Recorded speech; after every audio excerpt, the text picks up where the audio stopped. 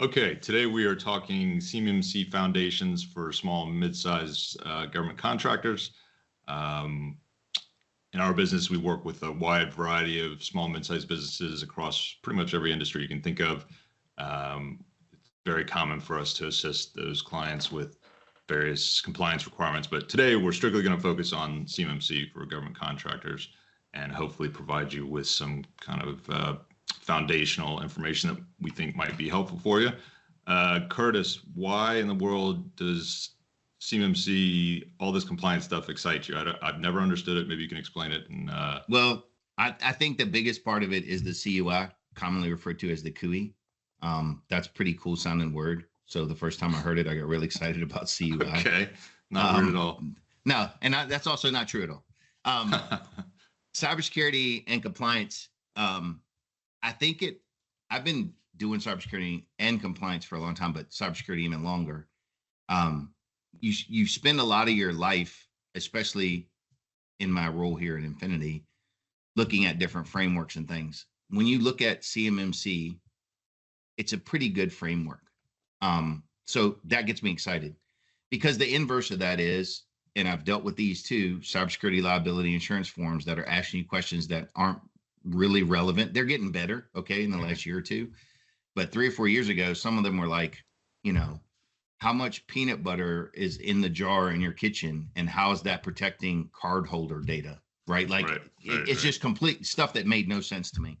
So when you get a framework or a list of compliance regulations, and I'll go ahead and dovetail into 800-171 too, because CMMC is that, but we'll cover that in a second. And they actually make sense. It's quite exciting, right? So I look at it, the first time I read through it, I said, this is pretty well done.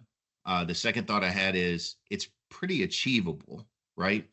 Sometimes you get people who are a little overzealous in their regulation, making things crazy. I'm working with clients going through that now. That isn't CMMC, but this one's good in both regards.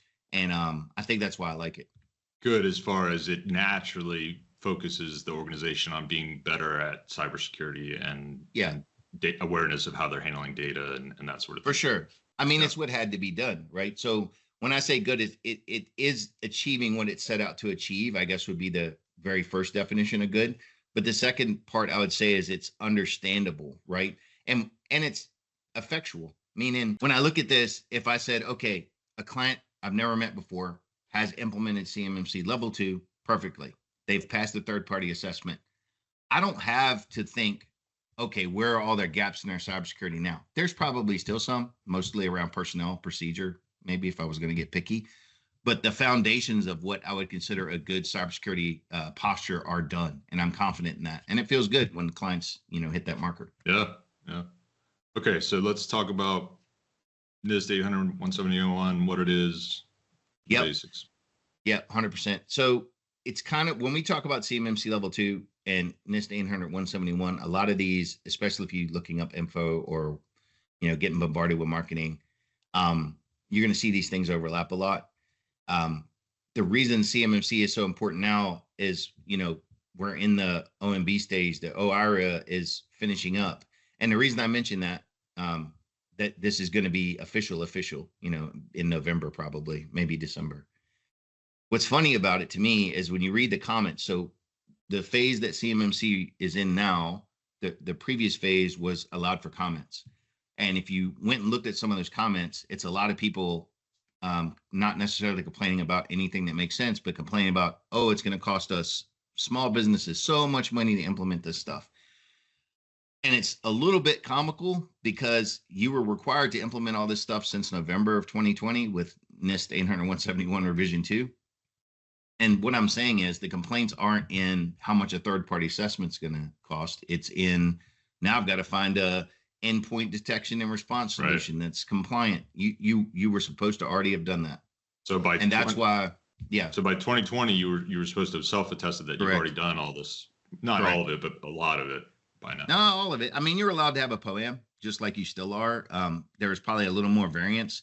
You also had to, and it's not on the slide, but submit SPRS scores soon thereafter. Mm-hmm.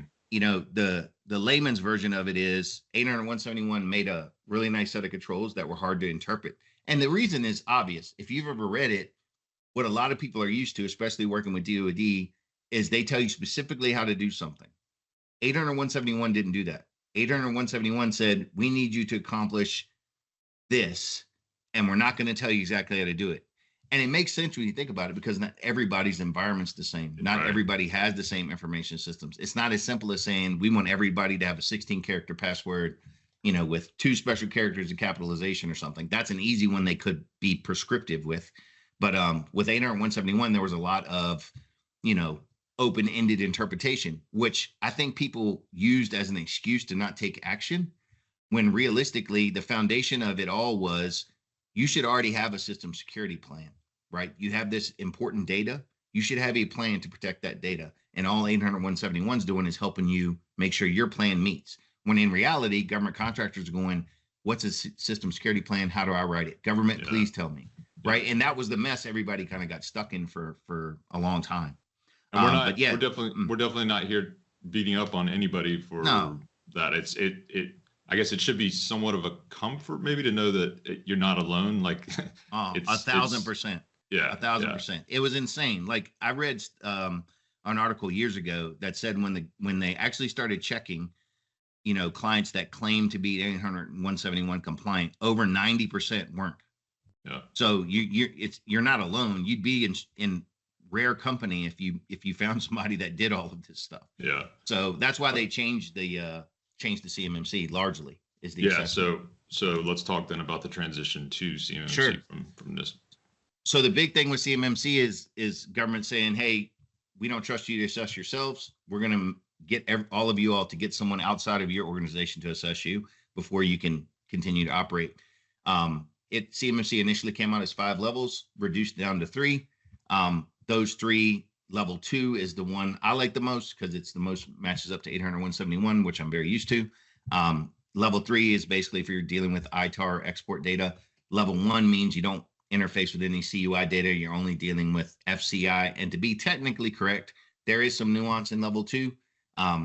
There's there's discussion around clients that are, not clients, because I'm talking Eric, but contractors that will have the level 2 requirement that will still be allowed to self-assess. That's probably not you.